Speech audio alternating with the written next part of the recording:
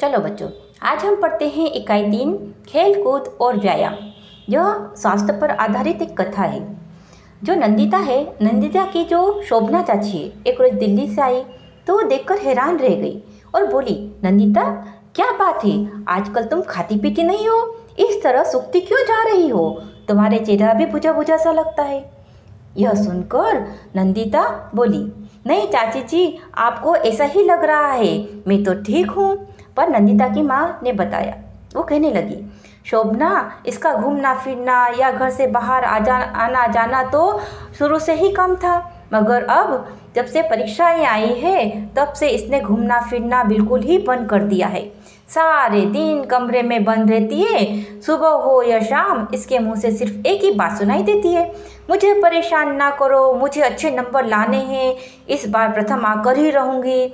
मैं बार बार समझाती हूँ कि सेहत ठीक होगी तभी तो पढ़ाई लिखाई भी कर पाओगी, अगर बीमार पड़ जाओगी तो क्या होगा। यह सुनकर शोभना चाची चिंता में पड़ गई।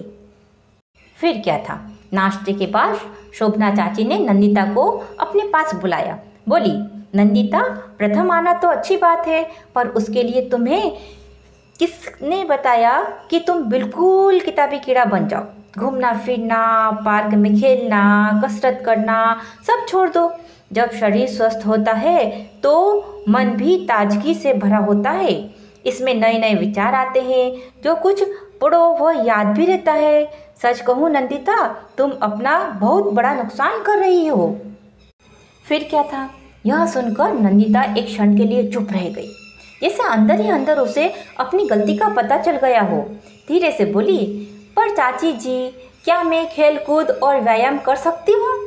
शोभना चाची बोली, भाई ज़्यादातर व्यायाम ऐसे ही होते हैं जिसे हम आराम से कर सकते हैं, अपनी अपनी शारीरिक जरूरत रुचि के अनुसार उसमें से कुछ व्यायाम चुने जा सकते हैं, जैसे धनुरासन, शवासन, सूर्य नमस्कार।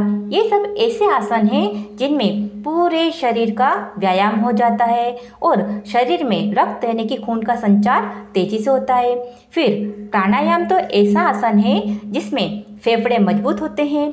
आमतौर पर जिसे देखा जाए तो जितनी ऑक्सीजन हमें चाहिए उतनी हम ले नहीं पाते, लेकिन प्राणायाम से जब भरपूर सांस अंदर जाती है और उसी के साथ ऑक्सीजन भी भरपूर मात्रा में हमारे शरीर में जाती है, इससे हमारे शरीर में स्फूर्ति का संचार होता है। नंदिता ध्यान से सुन रही थी। शोभना चाची आगे बोली, कुल मिलाकर योग हो या व्यायाम, इनसे शरीर के साथ साथ मन में ताजगी आती है और मन की एकाग्रता बढ़ती है। इसलिए अगर तुम प्रथम आना चाहती हो और अधिक नंबर लाना चाहती हो तो तुम्हें खेल और व्यायाम से दूर भागने की जरूरत नहीं है, बल्कि शाम को थोड़ा समय निकाल कर पार्क में खेलने लगो तो इतना फ़ायदा होगा कि तुम कम समय में ही 2 गुना याद कर लोगी और परीक्षा में अधिक नंबर लेकर आओगी। अब सोचकर बताओ कि खेल और व्यायाम से फायदे हैं या नुकसान। अब नंदिता को समझ में आ गया था कि पढ़ाई के साथ साथ खेल कूद और व्यायाम भी बहुत ज़रूरी है।